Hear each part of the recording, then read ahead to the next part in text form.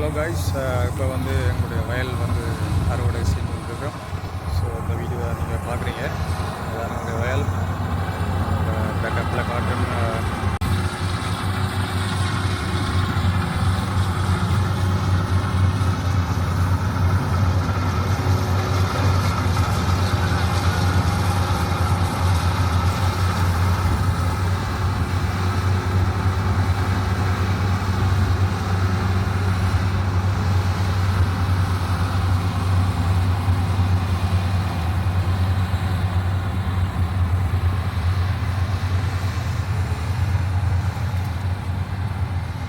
Right, இப்போ என்னென்னு சொன்னால் வயல் இந்த டேங்க் வந்து ஃபுல்லாகிடுது. ஹார்வெஸ்டர் டேங்க் வந்து ஃபுல்லாகிட்டு இந்த வகையான ஹார்வெஸ்டர் வந்து ஒரு 10 மூடை நெல்லை வந்து டேங்க் பண்ணக்கூடிய மாதிரி இருக்கும்.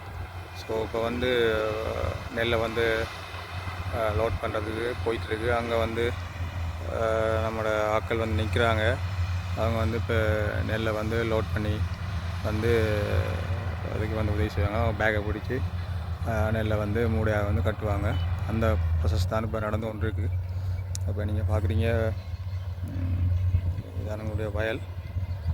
நல்லா வந்து வயல் விளைஞ்சிட்டு, நல்லா விளைஞ்ச வயல் வந்து இந்த மாதிரி தான் இருக்கும். மஞ்சளாக தான் இருக்கும். வயல் பார்த்தா தங்கம் மாதிரி இருக்கும்.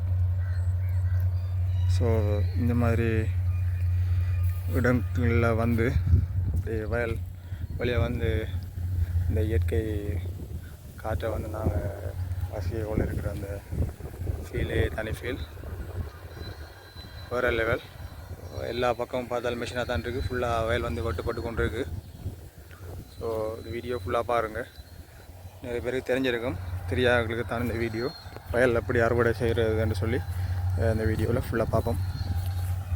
இது வந்து BG 378 என்ற நெல் தான். இது இருக்கிற பிரச்சனைன்னு சொன்னால், கருவு மேகங்கள் வந்து மேலே வந்து கொண்டு இருக்குது. இப்போ மழை பெய்யுமா இல்லையான்றது தான் இப்போ அடுத்து இருக்கிற பிரச்சனை.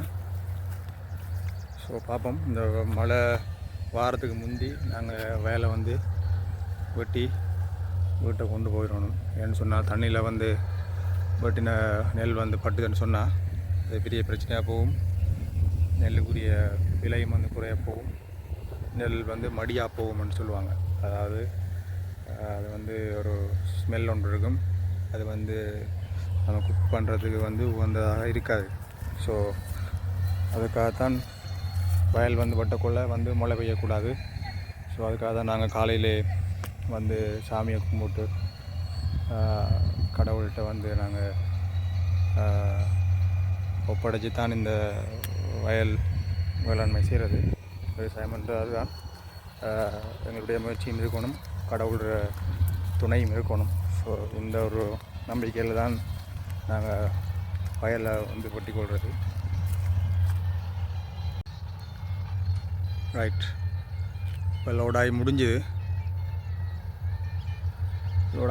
இப்போ அடுத்த லோடுக்கு வந்து மிஷின் ரெடியாகி கொண்டு இருக்கு. இப்போ வரும். நான் உங்களுக்கு வீடியோவை நியரில் எடுத்து காட்டுறேன்.